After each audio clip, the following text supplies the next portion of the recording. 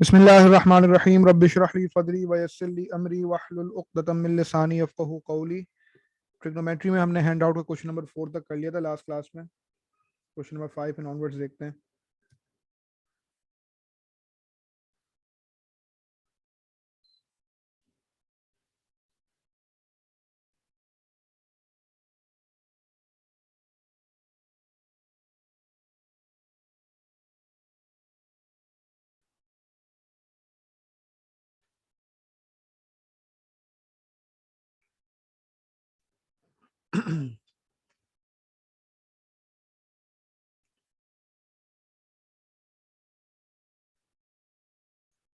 Alright, तो सवाल ये कह रहा है भाई express 5 sin x plus 12 cos x in the form r multiplied by sin x plus alpha where r is greater than 0 and alpha is between 0 and 90, giving the value of alpha correct to two decimal places.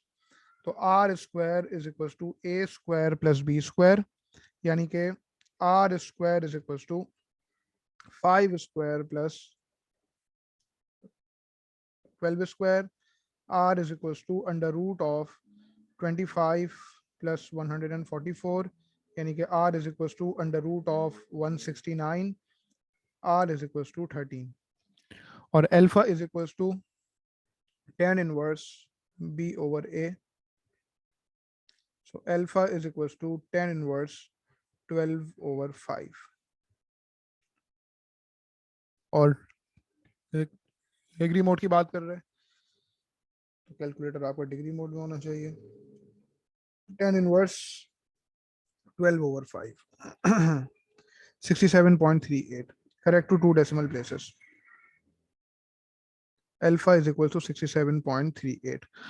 फिर part 2 में कह रहा है hence solve the equation 5 sin 2 theta plus 12 cos 2 theta is equals to 11. Sir value मेरी 74.86 आ रही है। tan inverse करा है ना जी 67.38 आ रही बेटा, फिर से चेक कर लो।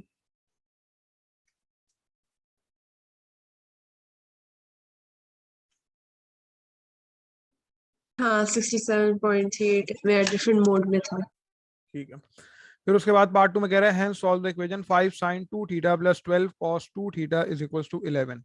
अच्छा, अब पहली बात तो ये कि 5 sin x plus 12 cos x को आप एक्सप्रेस किस तरह करने के हो, आप इस तरह एक्सप्रेस करने के हो कि 13 sin x plus 67.38। अब सिंपली हो क्या रहा है कि x की जगह 2 थीटा आ रहा है, x की जगह 2 थीटा आ रहा है, तो मैं ये कह सकता हूं कि 5 sin 2 theta plus 12 cos 2 theta is equals to 11।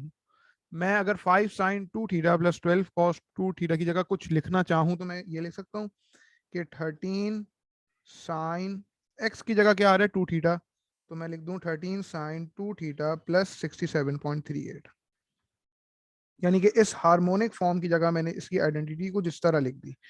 और इक्वेशन मैंने क्या सॉल्व करनी है अब, 5 sin 2 theta plus 12 cos 2 theta is equal to 11, यानी कि 13 sin 2 theta plus 67.38, this is equal to 11।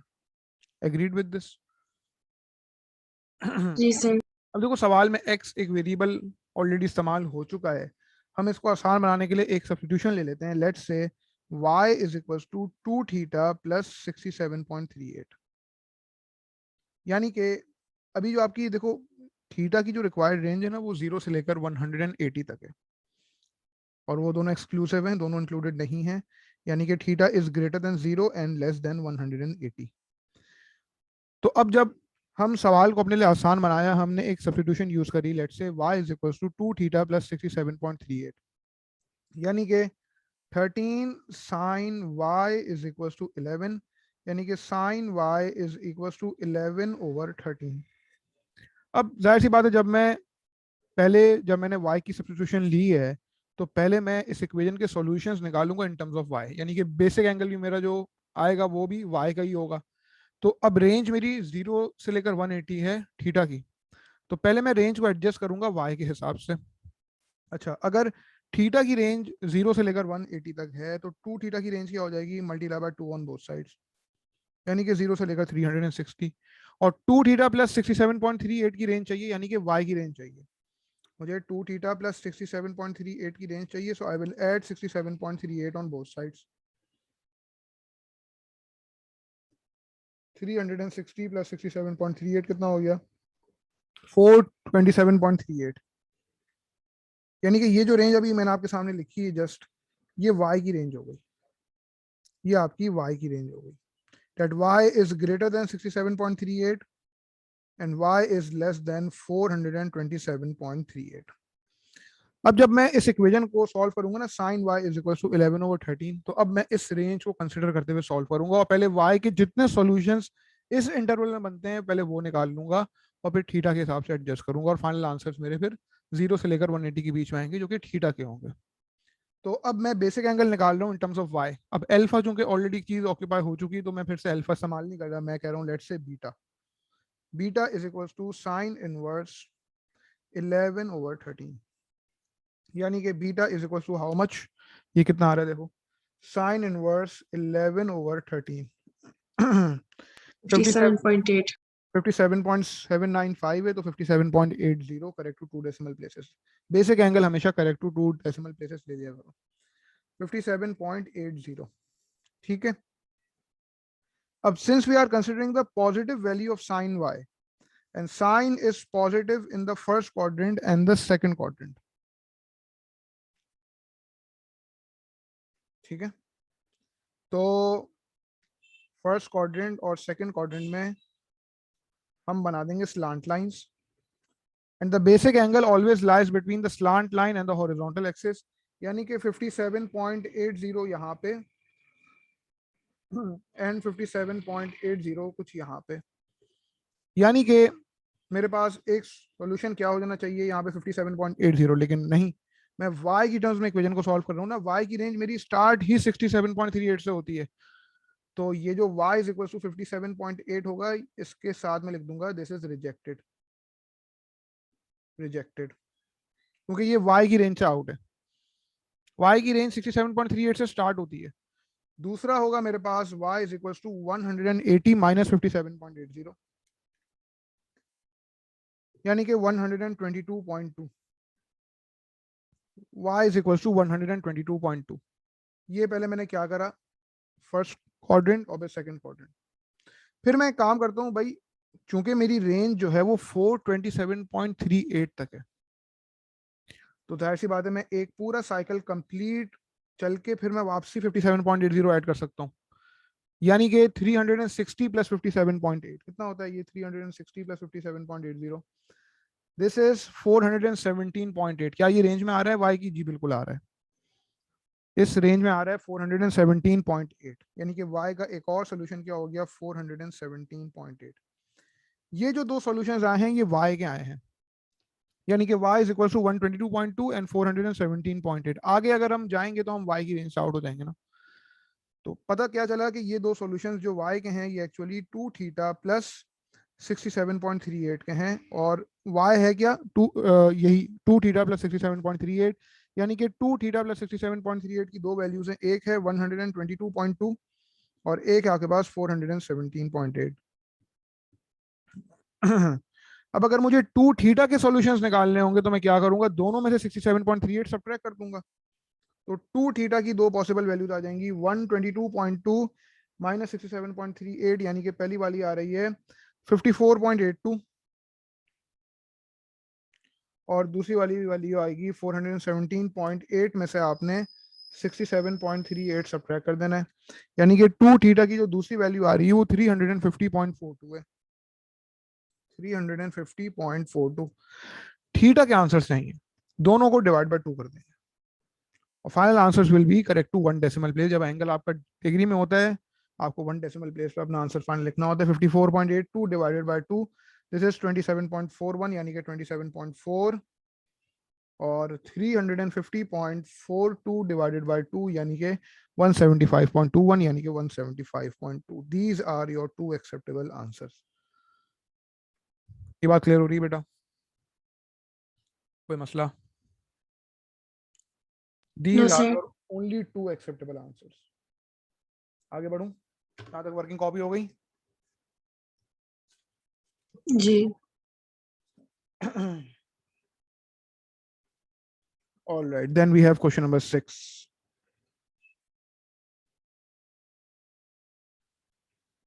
सवाल कह रहा है prove the identity cosec 2 theta plus cot 2 theta is equal to cot theta.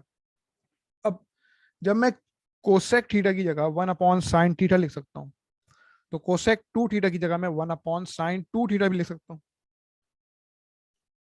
Cosec 2 theta की जगह 1 अपॉन साइन 2 थीटा लिख सकता हूं, और कॉट 2 थीटा की जगह मैं 1 अपॉन टेन 2 थीटा तो लिख सकता हूं, लेकिन मैं cos 2 theta upon sine 2 theta भी लिख सकता हूं। अच्छा, अब ये जो दो फ्रैक्शंस आपके सामने आपस में ऐड हो रहे हैं, since sign 2 theta is a common denominator, तो इसको मैं इस तरह भी तो लिख सकता हूँ 1 plus cos 2 theta divided by completely divided by sine 2 theta. आपने जब लेफ्ट हैंड साइड से स्टार्ट किया है तो एंगल क्या है 2 थीटा, आपको क्या चाहिए थीटा, यानी कि इनकी आइडेंटिटीज में ब्रेक कर देंगे। लेकिन अब देखो साइन 2 थीटा को तो ब्रेक करने का एक ही ऑप्शन है ना, साइन 2 थीटा को तो आप ब्रेक कर सकते हैं 2 multiply bye sine theta multiply by cos theta, और कॉस 2 थीटा की जगह आप तीन मुख्तलिफ आइडेंटिटीज लिख सकते हैं। एक तो ये कि cos square theta minus sine square theta, दूसरी ये कि 2 कॉस स्क्वायर थीटा माइनस 1, तीसरी ये कि 1 माइनस 2 साइन स्क्वायर थीटा। अब सवाल ये पैदा होता है कौन सी वाली लिखी जाए। अगर कोई सी भी लिख देंगे मसला नहीं है, एक दो स्टेप्स मजीद परफॉर्म करने पड़ेंगे आइडेंटिटी प्रूफ करने के लिए, लेकिन इफेक्टिवली अपने वक्त को इस्तेमाल भी करना है, ठीक है, कम से कम टाइम में हमारी चीज प्रूफ भी हो जाए।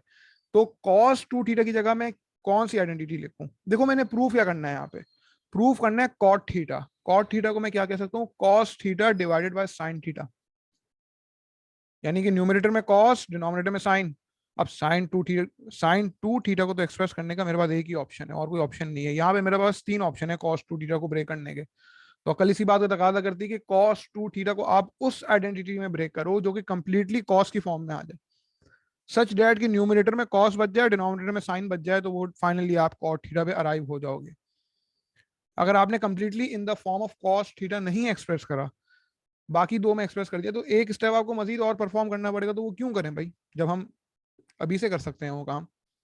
तो मतलब हम नहीं चाहते कि हमारा थोड़ा सा मजीद टाइम इस चीज में वेस्ट हो, तो लिहाजा कॉस 2 थीटा की जगह आप 2 कॉस स्क्वायर थीटा माइनस 1 लिख देंगे, यानी कि 1 प्लस कॉस 2 थीटा, यानी कि कॉस 2 थीटा की जगह आप लिख देंगे 2 cos square theta minus 1 divided by sine 2 theta. और साइन 2 थीटा को ब्रेक करने का आपके पास एक ही ऑप्शन है, which is 2 multiply bye sine theta multiply by cos theta. तो पता चला 1 और माइनस 1 यहाँ पे कैंसिल आउट हो गए, यानी कि न्यूमरेटर में बचा 2 कॉस स्क्वायर थीटा, और डिनोमिनेटर में आपके पास आया 2 sine theta multiply by cos theta. तो पता चला कि ये 2 और ये 2 कैंसिल, एक कॉस थीटा पूरा कैंसिल, एक कॉस थीटा बच गया, बचा कि आपके पास cos theta divide by sine theta which is cot theta. Any issue with this, बताइए। No, sir. अब पार्ट 2 में कह रहे हैं hence solve the equation cosec 2 theta plus cot 2 theta is equal to 2 for theta is greater than और equal to 0 and less than और equal to 360 degrees. तो कोई आपसे ये कहे कि cosec 2 theta plus cot 2 theta is equal to 2, इस equation को सॉल्व करोगे तो आप उससे कहोगे अच्छा अच्छा, इसका मतलब ये है कि इस आइडेंटिटी को जो हमने पहले पार्ट में प्रूव किया है, तो cot theta is equal to 2 को सॉल्व कर दो जस्ट, यानी कि cosec 2 theta plus cot 2 theta की जगह आप एग्जैक्टली कॉट थीटा लिख सकते हैं। यानी कि इक्वेशन आपको प्रूफ करनी है कॉट थीटा, मतलब इक्वेशन आपको सॉल्व करनी है, एक्चुअली आइडेंटिटी तो आपने प्रूफ कर दी है, इक्वेशन आपने सॉल्व करनी है cot theta is equal to 2, और रेंज क्या है थीटा से लेकर थीटा की रेंज क्या है 0 से लेकर 360 डिग्रीज, यानी कि थीटा इज ग्रेटर देन और equal to 0 and less than और इक्वल टू 360 डिग्रीज। ठीक है, कॉट थीटा की जगह मैं क्या लिख सकता हूँ 1 अपॉन टेन थीटा, तो 1 upon tan theta is equal to 2, 1 upon tan theta is equal to 2, यानी कि टेन थीटा को जब सब्जेक्ट और इक्वेशन बनाएंगे तो tan theta is equal to half, यानी कि basic angle alpha, alpha is equal to tan inverse 1 over 2। 10 inverse half is how much? 10 inverse half is 26.57, correct to two decimal places, 26.57। alpha is equals to 26.57. Now since we are considering the positive value of tan theta and tan theta is positive in the first quadrant and the third quadrant, तो हमने उन quadrants में slant lines draw कर दी. And the basic angle always lies between the slant line and the horizontal axis, यानी कि 26.57 यहाँ पे and 26.57 कुछ यहाँ पे, यानी कि one possible solution will be 26.57, यानी कि theta is equals to 26.57 and the second answer will be 180 plus 26.57, 206.57. तो आपके final answers correct to 1 decimal place हो जाएंगे, तो अगले स्टेप में लिख दो, यानी कि theta is equals to 26.6 and theta is equals to 206.6. Any issue with this? नहीं आगे बढ़ूं? जी All right. Then we have question number 7. इतनी वर्किंग कॉपी कर ली? जी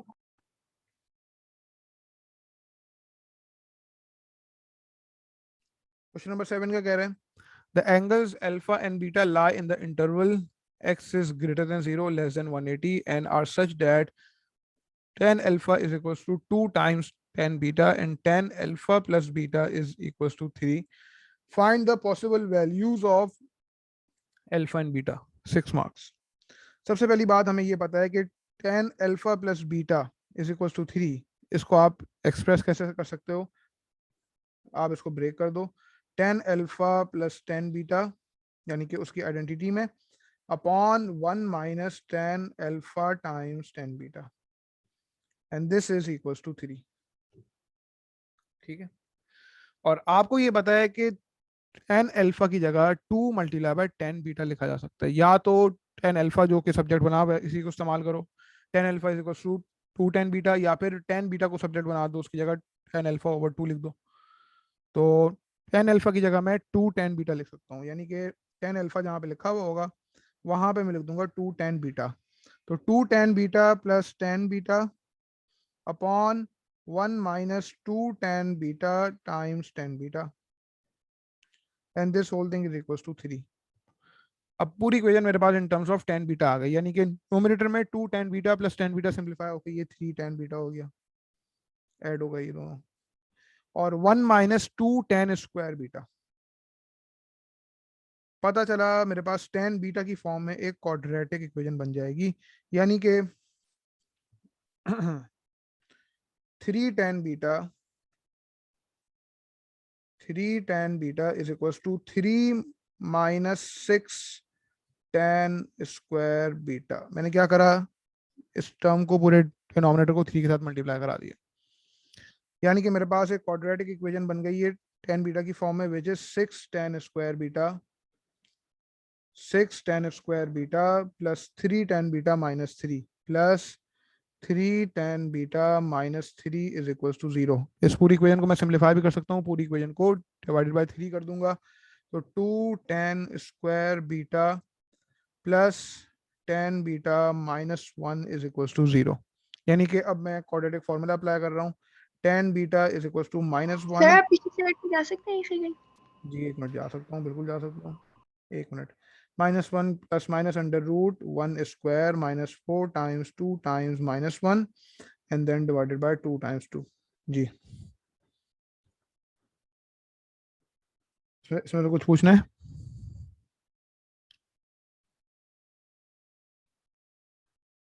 नहीं सर, बस कॉपी करना था. कर लिया? जी कर लिया. ठीक है, तो अब आपके पास ये देख लें, tan beta is equals to -1 plus minus what, under root के अंदर क्या बचे रहे, और अंडर रूट को फिर देख लें सिंप्लीफाई करके, यानी कि 1 माइनस 4 टाइम्स 2 टाइम्स माइनस 1, यानी कि अंडर रूट में आ रहा है 9, यानी कि -1 प्लस माइनस 3 डिवाइडेड बाय 4, यानी कि tan बीटा की एक वैल्यू आ रही है -1 प्लस 3 ओवर 4, यानी कि tan बीटा की एक पॉसिबल वैल्यू है हाफ, और tan बीटा की पॉसिबल वैल्यू है -1 minus 3 and then divided by 4, यानी कि tan beta is equal to -1. और सवाल में मुझे एक सब्स्टिट्यूशन भी गिवन है, तो मैं उसके जरिए टेन अल्फा की भी दो पॉसिबल वैल्यूज निकाल सकता हूँ, जिस तरह मेरे पास टेन बीटा की आई है। लेकिन फाइनल जो रिक्वायरमेंट है वो अल्फा एंड बीटा की वैल्यूज है, यानी कि इनको मजीद सॉल्व करना पड़ेगा, यानी कि अल्फा बीटा यानी कि एंगल्स निकालने पड़ेंगे। और रेंज क्या है 0 से 180। अच्छा, अब सब्स्टिट्यूशन क्या है मेरे पास, tan alpha is equal to 2 multiply by tan beta. Tan alpha tan alpha is equal to 2 multiply by tan beta, और टेन बीटा की एक पॉसिबल वैल्यू आ रही है मेरे पास हाफ, यानी कि 1/2। सो टेन अल्फा की मेरे पास एक वैल्यू क्या आ गई, 2 मल्टीप्लाई बाय हाफ, यानी कि tan alpha is equal to 1। और मेरे पास क्या है, टेन बीटा की वैल्यू है -1, तो टेन अल्फा की क्या हो जाएगी, tan alpha is equal to 2 times -1, यानी कि tan alpha is equal to -2। तो टेन बीटा की दो वैल्यूज आ रही हैं और टेन अल्फा की भी दो वैल्यूज आ रही है। इससे सब तक कोई मसला बेटा? अब अल्फा और बीटा की वैल्यूज निकालनी है, अल्फा और बीटा की वैल्यूज निकालनी। तो first of all we are finding the values of beta. पहले मेरे पास टेन बीटा की एक पॉसिबल वैल्यू है सर हाफ। क्या आप पिछली स्लाइड दिखा सकते हैं? जी बिल्कुल दिखा सकते हैं, एक मिनट एक मिनट जी, कर लें कॉपी, कर लें, हो जाए तो बताइए। ओके, हो गया। हो गया। अच्छा, अब मैं पहले बीटा की वैल्यूज निकाल रहा हूँ। तो पहले मैं देख रहा हूँ tan beta is equal to half, यानी कि इसमें बेसिक एंगल, अब देखो अल्फा बीटा दोनों ऑक्यूपाई हुए हैं, उनको मजीद अब क्या हम लिख के ऑक्यूपाई करें, बेसिक एंगल बोल दो भाई। बेसिक एंगल कितना आ रहा है यहाँ पे, basic angle is equal to tan inverse half. क्या है, टेन इनवर्स 0.5, दिस इज 26.57, यानी कि basic angle is equals to 26.57. In this case, we are considering the positive value of 10 beta, and 10 is positive in the first quadrant and the third quadrant, यानी कि 26.57 यहाँ पे and 26.57 यहाँ पे। तो एक ही आंसर हो जाएगा 26.57, दूसरा वाला इग्नोर हो जाएगा क्योंकि वो आउट ऑफ द रेंज है, क्योंकि रेंज आपकी 0 से लेकर 180 है। तो बीटा की जो एक वैल्यू आ रही है आपके पास वो 26.57 है, और दूसरी वाली लिख दें, साथ में बता दें कि इग्नोर्ड, आउट ऑफ रेंज है, इसलिए 180 प्लस 26.57 क्या होता है, 206.57। सो 206.57 इज इग्नोर्ड। और यहाँ पे बीटा की जो फाइनली वैल्यू लिख दें वो 26.6 करेक्ट टू 1 डेसिमल प्लेस। ये तो बीटा की एक वैल्यू आई। बीटा की दूसरी वैल्यू निकालने के लिए मैं क्या करूंगा, tan beta is equal to -1, इस इक्वेशन को सॉल्व करूंगा। Tan beta is equal to -1, और बेसिक एंगल निकालते हुए माइनस के साइन को इग्नोर करूंगा। अब अल्फा भी एक चीज लिखी हुई है, बीटा भी एक चीज लिखी हुई है, आप इसको बेसिक एंगल ही लिख दो direct. Basic angle is equal to tan inverse 1, जो कि 45 डिग्री होता है। But in this case, we are considering the negative values of 10 beta, since we know the fact that 10 beta will be positive in the first quadrant and the third quadrant, यानी कि 10 is negative in the second one and the fourth one। 45 degree यहाँ पे and 45 degree कुछ यहाँ पे।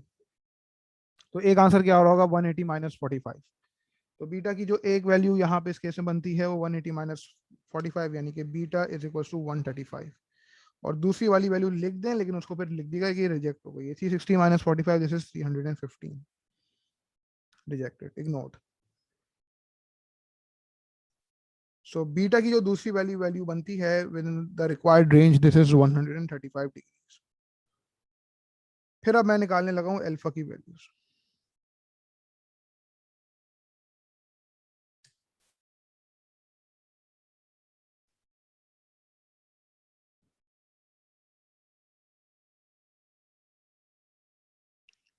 तो tan alpha की दो पॉसिबल वैल्यूज है, 1 एंड -2।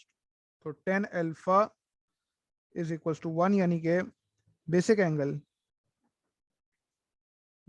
क्या हो जाएगा, टेन इनवर्स 1 जो कि 45 डिग्री होता है। टेन इनवर्स 1 जो कि 45 डिग्री होता है।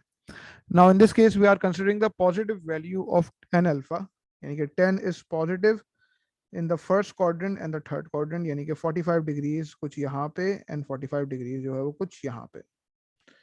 तो इस केस में एक ही आंसर होगा, अल्फा का अल्फा इज इक्वल टू 45। दूसरा वाला लिख तो देंगे लेकिन साथ में बता देंगे कि ignored, out of the range, इसलिए तो 180 plus 45, this is 225 and this 225 will be ignored, rejected. Ignored लिखते हैं या rejected लिखते हैं. तो alpha is equals to 45 in this case only. और 10 अल्फा की मेरे पास एक और वैल्यू है -2. तो मैं इस इक्वेशन को सॉल्व कर रहा हूँ. 10 अल्फा इज इक्वल्स टू -2, यानी कि बेसिक एंगल क्या हो जाएगा, माइनस के साइन को इग्नोर करते हुए निकालेंगे. Basic angle is equals to 10 inverse 2. तो 10 इनवर्स 2 कितना होता है? 10 inverse 2 is 63.43. Correct to 2 decimal places, 63.43 degrees. ठीक है. And since we are considering the negative value of 10 alpha, so 10 is negative in the second quadrant and the fourth quadrant. Basic angle always lies between the slant line and the horizontal axis, यानी कि 63.43 कुछ यहाँ पे and 63.43 जो है कुछ यहाँ पे. ठीक है जी. यानी कि इस केस में एक ही आंसर हो जाएगा 180 minus 63.43. दूसरा वाला लिख तो देंगे लेकिन बता देंगे भाई इग्नोर. 180 minus 63.43, this is 116.57. तो अल्फा की एक वैल्यू आती है आपके पास 116.57 और दूसरी वाली वैल्यू आती है 360 माइनस 63.43, यानी कि 296.57. और साथ में बता देंगे कि ये इग्नोर की जा रही है. तो इस केस में अल्फा आपका क्या बचा? एक ही है, correct to 1 decimal place which is 116.6. तो क्वेश्चन की रिक्वायरमेंट क्या है कि 0 से लेकर 180 के रेंज में जो है वो अल्फा और बीटा की वैल्यूज बताओ. तो अल्फा की एक वैल्यू 45 आती है. अल्फा इज इक्वल टू 45 और alpha is equal to 116.6. Beta is equal to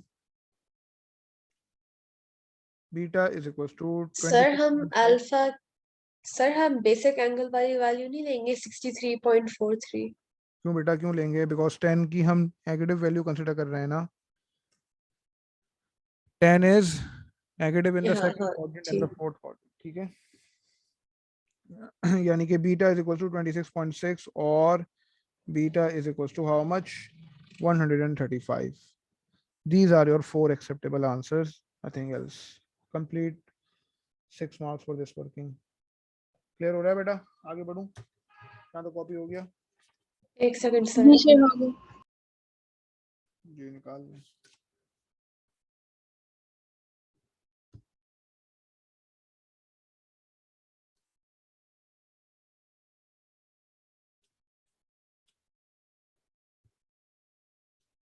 Okay, sir.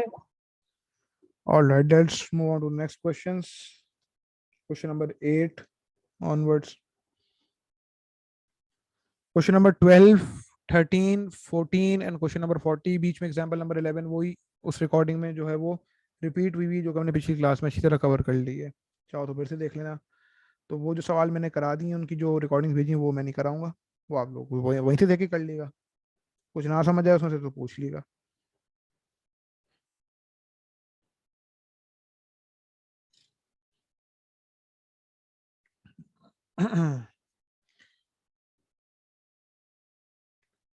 Then we have question number 8.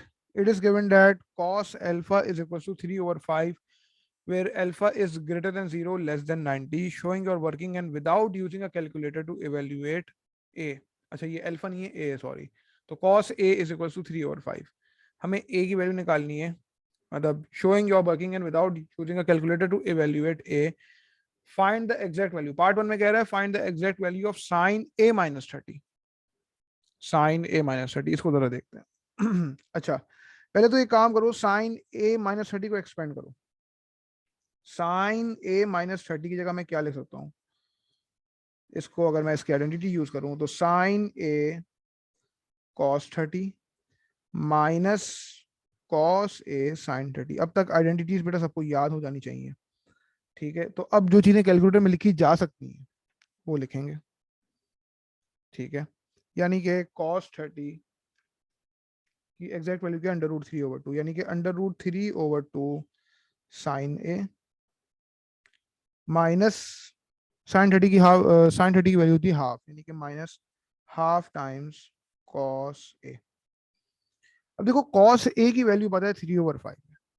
तो साइन ए की वैल्यू कैसे निकालेंगे, हमें तो साइन ए भी चाहिए होगा। तो अब cos A is equal to 3/5 हम बना देंगे एक राइट एंगल ट्राइंगल जिसमें ये एंगल ए है। Cos A is equal to 3/5 यानी कि adjacent over hypotenuse. Adjacent side अगर 3 है तो हाइपोटेनस 5 है, तो ऑपोजिट साइड क्या होगी, under root of 5 square minus 3 square 4। पता चला साइन ए की एग्जैक्ट वैल्यू क्या हो जाएगी, ऑपोजिट ओवर हाइपोटेनस, यानी कि sine A is equal to 4/5। Cos A की 3/5 के मैंने तो साइन ए की निकाल ली 4/5, यानी कि अब under root 3/2 multiplied by 4/5 minus half multiplied by cos A की value which is 3/5। Just evaluate this, यानी कि अंडर रूट 3 एग्जैक्ट वैल्यू बतानी है, अंडर रूट 3/2 मल्टीप्लाइड बाय 4/5 यानी कि 2√3/5 2√3 डिवाइडेड बाय 5 माइनस 3/10 ऐसा ही है, यानी कि सब ट्रैक कर दिया जाए। ये आपके पास आ रहा है 4√3 माइनस 3/10 कंप्लीटली ओवर 10, यानी कि कैलकुलेटर जो आपको -3 + 4√3 कंप्लीटली डिवाइड बाय 10 बता रहा है, आप उसको लिखते हैं 4√3 minus 3 completely divided by 10। Any issue with this? आसान है, कोई मसला यहाँ तक? कोई इशू नहीं सर। No, sir. फिर उसके बाद कह रहा है find the exact value of tan 2a and hence find the exact value of tan 3a।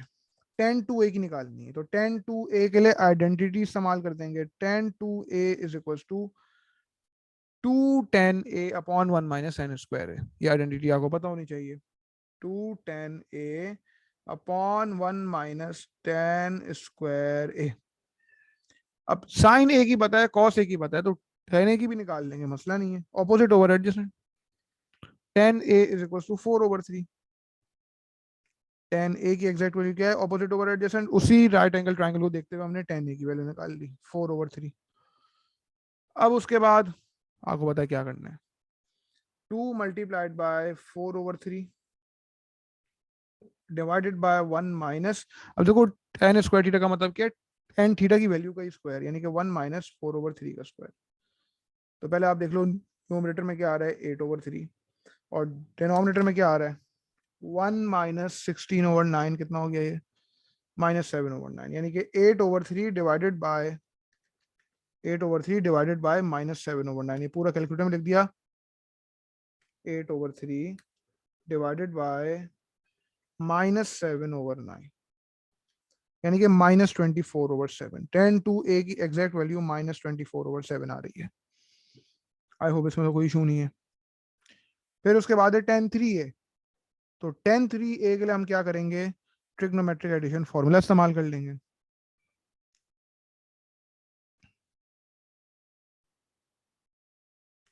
यानी कि tan 3a की जगह आप एग्जैक्टली क्या लिख सकते हो, आप लिख सकते हो tan 2a प्लस a।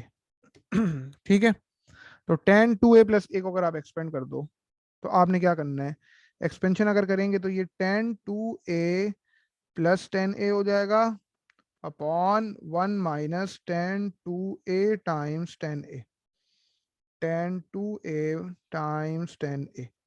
अब देखो tan a की एग्जैक्ट वैल्यू भी पता है और tan 2a की भी पता है, निकाल ली है -24/7, मसला ही नहीं है अपना। -24/7 plus 4/3 divided by 1 minus -24/7 into 4/3। तो अगले स्टेप में जरा सिंप्लीफिकेशन दिखाओ, अलग न्यूमरेटर में और डिनोमिनेटर में, यानी कि -24/7 plus 4/3, this is -44/21. So -44/21 is divided by 1 minus -24/7 times 4/3।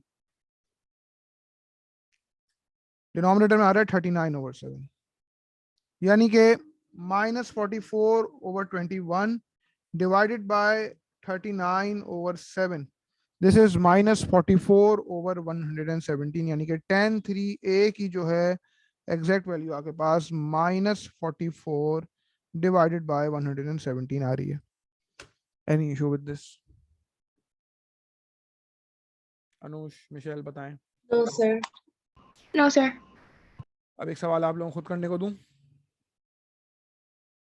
Ji. Ji. Question number 8 के बाद वी हैव क्वेश्चन नंबर 9. बहुत ही कोई आसान सवाल है. कोई सवाल है करने वाला इतना आसान? बताओ. ये करना स्टार्ट करो. Question number 9 step by step इसकी वर्किंग करो और मुझे सॉल्यूशन सेंड करो. You have 6 to 7 minutes to solve this. आराम से हो जाना चाहिए इतने टाइम में. 5 मार्क्स का. पॉज कर रहा हूँ रिकॉर्डिंग और आप में से किसी एक को होस्ट बना रहा हूँ. कोई आए बीच में क्लास के दौरान तो एडमिट कर देना, मैं इधर आ रहा हूँ. आप लोग तो छोड़ के नहीं आओगे ना भी क्लास? पता चला मैं आया और आप हो ही ना. नहीं देंगे सर. ठीक है. Yes, sir. तो ये करना स्टार्ट करो सवाल. कोई आए तो एडमिट कर लेना मिशेल आप. ठीक है. Okay. Recording resume recording pause कर रहा हूँ. बहुत आसान सवाल है ये.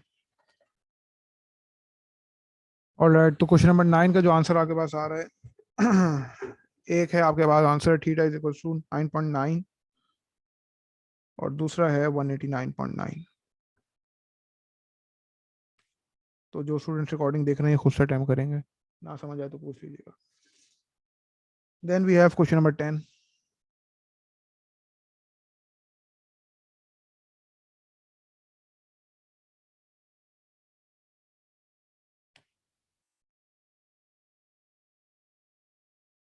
and then 11.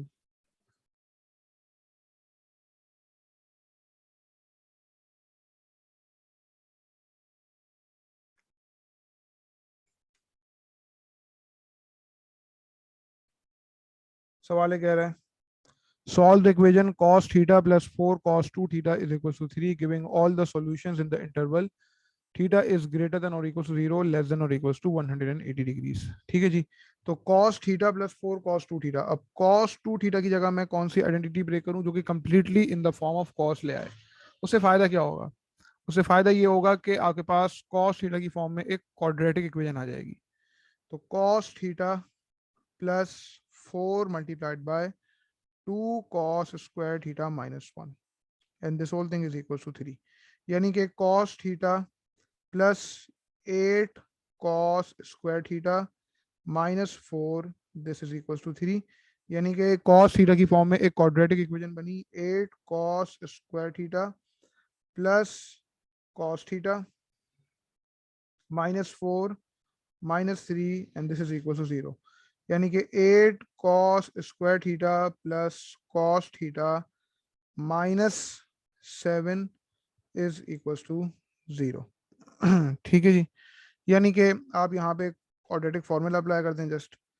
यानी कि आपके पास जो है cos theta is equal to minus 1 plus minus under root 1 square minus 4 times 8 times minus 7 and then divided by 2 times 8.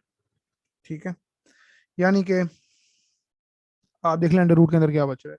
1 minus 4 times 8 times minus 7 under root के अंदर आ रहा है 225 and under root of 225 is actually 15. यानी कि cos theta is equal to minus 1 plus minus 15 divided by 16. तो cos theta की एक पॉसिबल वैल्यू क्या आ रही है? माइनस 1 प्लस 15 डिवाइडेड बाय 16 यानी कि 7/8.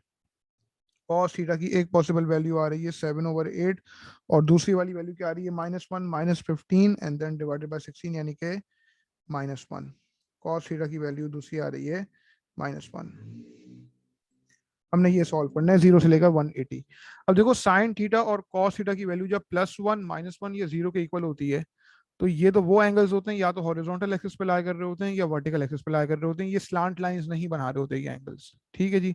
और cos theta is equal to 7/8 रख के हम मतलब जिस तरह इक्वेशन को सॉल्व करते हैं हम उस तरह करेंगे. तो पहले तो मैं देख रहा हूँ cos theta is equal to 7/8 को और रेंज मेरे पास रिक्वायर्ड किया 0 से लेकर 180. ये मेरा इंटरवल है. तो अल्फा यानी कि basic angle is equal to cos inverse 7/8. ठीक है. यानी कि alpha is equal to cos inverse 7/8. This is how much? This is 28.96 correct to 2 decimal places. Basic angle हमेशा correct to 2 decimal places लिख दिया करें.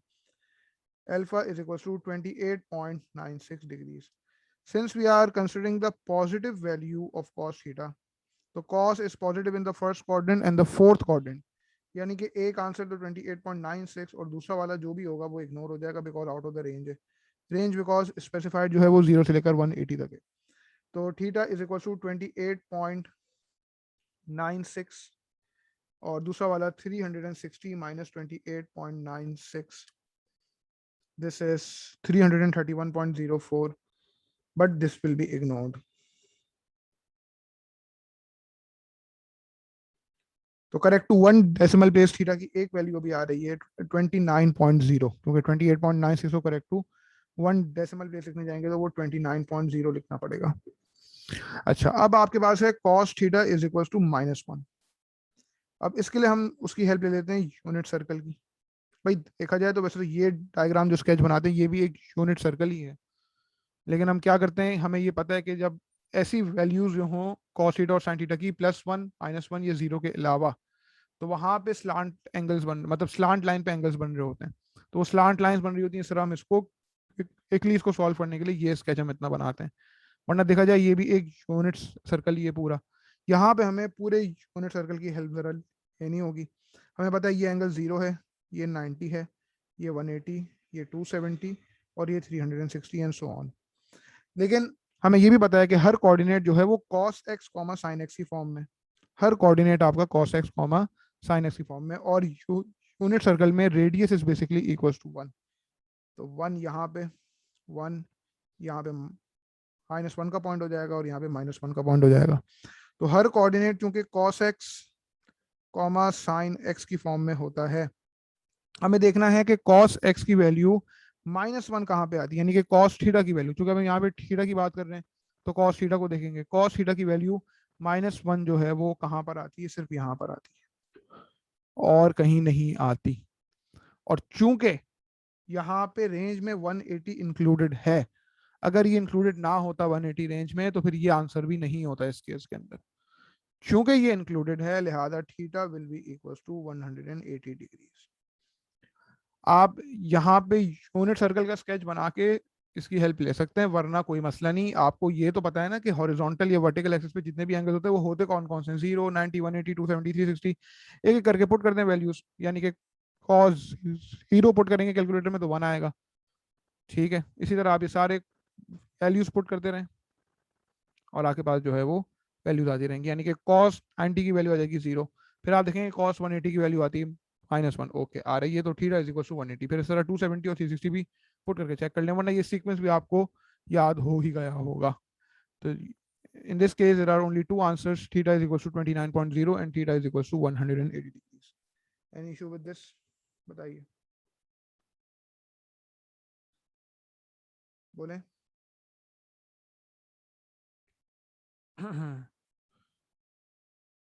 बेटा समझ आ रहा है?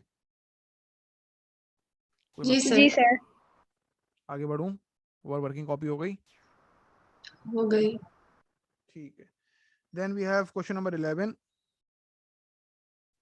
क्वेश्चन नंबर 11 क्या कह रहा है भाई, express cos x plus 3 sin x in the form of r cos x minus alpha where r is greater than 0 and alpha is greater than 0 but less than 90, giving the exact values of r and alpha correct to 2 decimal places and hence solve this equation in second part. तो cos x plus 3 sin x है, ठीक है जी, यानी कि a is equals to 1 है और b is equals to 3 है. तो r square is equals to a square plus b square, यानी कि r is equal to under root of a square plus b square, यानी कि r is equal to under root of 1 square plus 3 square, यानी कि r is equal to under root of 1 plus 9, यानी कि r is equal to under root 10. r की exact value हो गई आपके पास अंडर रूट 10. और अल्फा के लिए हम क्या करेंगे, alpha is equal to 10 inverse b over a, यानी कि alpha is equal to 10 inverse 3 over 1, यानी कि 10 इनवर्स 3.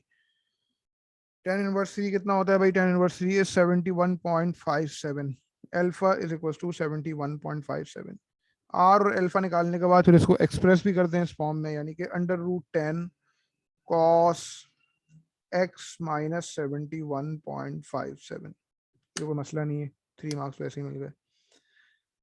देन पार्ट 2 में कह रहे हैं hence solve the equation cos 2 theta plus 3 sin 2 theta is equal to 2। अब हमने देखो पार्ट ए के अंदर जो है, पार्ट 1 के अंदर cos x plus 3 sin x, ये हार्मोनिक फॉर्म को हमने जब इसकी आइडेंटिटी में हमने इसको लिखा तो आपको दिख रहा है कि यहाँ पे तो चलो हमारा x था और अब यहाँ पे क्या है 2 थीटा। तो कंपेयर करें तो x की जगह 2 थीटा आ रहा है, यानी कि सब्स्टिट्यूशन यूज हो रही है x is equal to 2 theta. अब इस harmonic form cos x plus 3 sin x की जगह जब under root 10 multiply by cos x minus 71.57 ये चीज लिख सकते हो। तो ये जो हार्मोनिक फॉर्म है cos 2 theta plus 3 sin 2 theta, इसकी जगह आप under root 10 multiply by cos 2 theta minus 71.57 लिख सकते हो, बिकॉज x की जगह जस्ट 2 थीटा आ रहा है।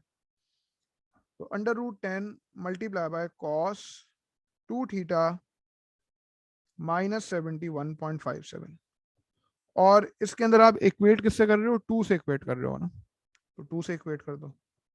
इसी को सॉल्व करना है। अब रेंज जो रिक्वायर्ड है वो थीटा की 0 से लेकर 90 एक्सक्लूसिव, यानी कि 0 भी इंक्लूडेड नहीं है और 90 भी इंक्लूडेड नहीं है।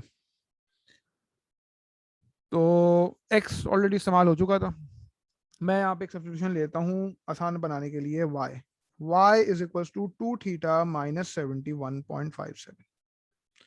अब जब थीटा की रेंज 0 से लेकर 90 है तो 2 थीटा की रेंज क्या हो जाएगी, multiply by 2 on both sides, यानी कि 0 से लेकर 180। और 2 थीटा माइनस 71.57 के लिए क्या करेंगे, यानी कि y की रेंज अगर निकालनी है तो दोनों तरफ 71.57 सब्ट्रैक्ट कर देंगे, यानी कि 2 थीटा माइनस 71.57 की रेंज निकाल रहा हूं। तो मैं ये बोलूंगा कि वो माइनस 71.57 से स्टार्ट होती है और एंड कहाँ पे होती है देख लो, 180 माइनस 71.57, यानी कि 108.43। ये जो रेंज आएगी ना, ये आपके पास y की रेंज आएगी। ओके, पहले हम क्या करेंगे, इक्वेशन को in terms of y solve करेंगे। पहले y के जितने पॉसिबल सॉल्यूशंस निकलते हैं पहले हम वो निकालेंगे, यानी कि y is greater then minus 71.57 less than 108.43। तो अल्फा चूंकि ऑलरेडी ऑक्यूपाई हो चुका था, अच्छा पहले तो इस इक्वेशन को यहाँ पे लिख दो, under root 10 cos y is equal to 2, यानी कि cos y is equal to 2 divided by under root 10। अब बेसिक एंगल निकालूंगा जिसको मैं अल्फा नहीं बोलूंगा क्योंकि अल्फा मैंने ऑलरेडी ऑक्यूपाई कर लिया था, मैं बोलूंगा लेट्स से बीटा। बीटा यानी कि basic angle is equal to cos inverse 2 over under root of 10।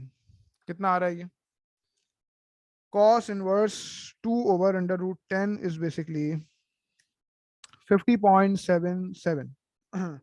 Beta is equal to 50.77 degrees.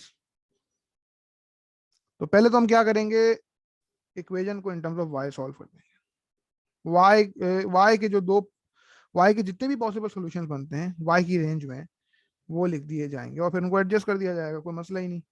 यानी कि आपके पास जो है, since we are considering the positive value of cos y, तो cos is positive in the first quadrant and the fourth quadrant. तो पहले quadrant और चौथे क्वाड्रेंट में आपने स्लांट लाइन बना दी, and the basic angle always lies between the slant line and the horizontal axis, यानी कि 50.77 यहाँ पे and 50.77 यहाँ पे। तो y की एक वैल्यू तो चलो 50.77 बनती है, दूसरी वाली वैल्यू 360 माइनस 50.77 ये देख लेते हैं, तो ये तो 309.23 है, तो ये तो आउट ऑफ रेंज हो गई, ये तो y की रेंज से आउट हो गया ना। तो 360 माइनस 50.77 को इग्नोर कर देंगे, लिख देंगे 309.23, लेकिन वो इग्नोर हो जाएगा। अच्छा, अब जब ये इग्नोर हो गया तो जाहिर सी बात है वो 360 के अंदर 50.77 को ऐड करने की भी देखने की हाजत नहीं है हमें। और ये काम कर सकते हैं, हम नेगेटिव डायरेक्शन में जा सकते हैं y की, हम क्लॉकवाइज जाएंगे। अगर मैं क्लॉकवाइज जाऊंगा यहाँ पे तो ये एंगल क्या बन जाएगा, एक सॉल्यूशन माइनस 50.77। क्या ये y की रेंज में आता है, जी बिल्कुल आता है, क्योंकि y की रेंज है माइनस 71.57 से लेके 108.43, तो माइनस 50.77 तो y की रेंज में तो आ रहे हैं ना, तो एक्सेप्टेबल है बिल्कुल। y के दो पॉसिबल आंसर आ गए मेरे पास, y is equal to minus 50.77 comma 50.77। ये जो y है बेसिकली ये क्या है, 2 थीटा माइनस 71.57 है, यानी कि ये आपके पास जो दो वैल्यूज हैं ये 2 थीटा माइनस 71.57 की हैं। एग्रीड। यानी कि अगर मुझे 2 थीटा की वैल्यूज निकालनी हो तो मैं क्या करूंगा, दोनों में 71.57 ऐड कर दूंगा, यानी कि -50.77 प्लस 71.57। 2 थीटा की एक वैल्यू आती है मेरे पास 20.8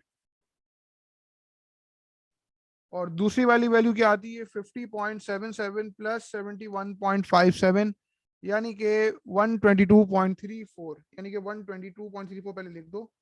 अपने फाइनल आंसर जो लिखेंगे वो करेक्ट टू 1 डेसिमल प्लेसेस लिख देंगे। अब यहाँ पे इत्तेफाक से आपके पास -50.77 प्लस 71.57 एग्जैक्टली 20.8 ही आ रहा है।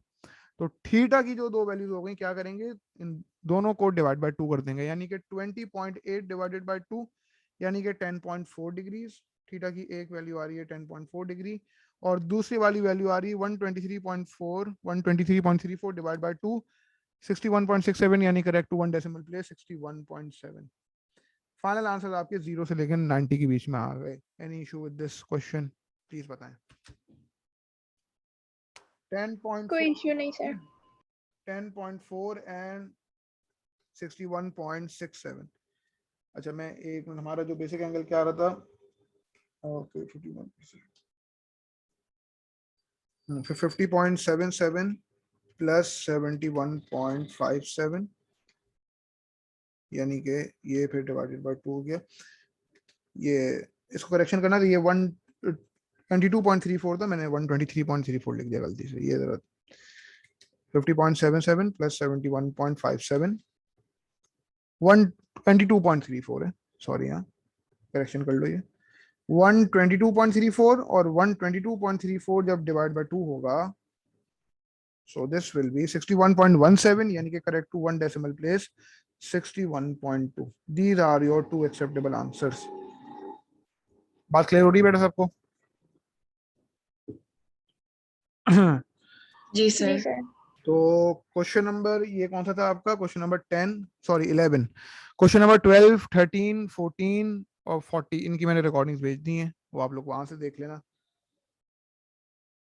और होमवर्क की क्या अपडेट है, कितना हो गया बेटा वो अलजेब्रा वाला? सर मेरा थोड़ा सा रहता है, मेरा मुझे वो बाइनोमियल का नहीं मिल रहा था तो बस अब मैं वो करूंगी। हैंड आउट नहीं मिल रहा था या वो नहीं मिल रही थी, रिकॉर्डिंग्स नहीं मिल रही थी? नहीं, वो जोया ने ग्रुप पे पूछ लिया था ना, तो बस अब मुझे मिल गई, अब मैं वो तो मिल गई। करूंगी। सही सही सही, ठीक है जी। तो वो भी करो, इसके भी आगे वाले सवाल अटेम्प्ट करना स्टार्ट कर दो भले, ठीक है। और जो वो भेजी रिकॉर्डिंग्स अलग से सवालों की वो भी देख लेना। 12 13 14 एंड 40, एग्जाम्पल नंबर 11 बीच में हो रही है रिपीट, मतलब वो पिछली क्लास हमने कर ली है, तो सब देख के पता कर लेना, आगे फिर कंटिन्यू करेंगे इंशाल्लाह ट्यूसडे को। अल्लाह हाफिज। कुछ पूछना है? अल्लाह हाफिज सर। नहीं। अल्लाह हाफिज।